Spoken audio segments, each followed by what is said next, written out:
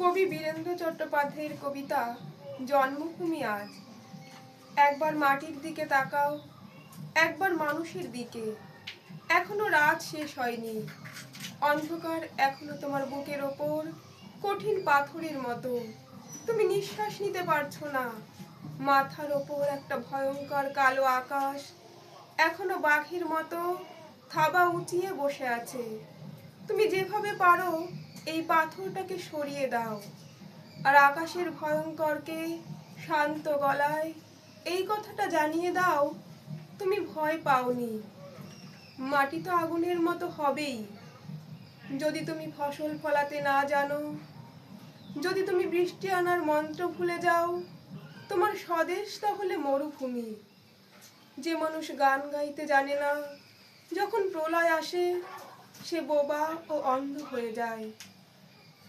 তুমি মাটির দিকে তাকাও, সে প্রতীক্ষা করছে। তুমি মানুষের হাত ধরো, সে কিছু বলতে চায়। নমস্কার।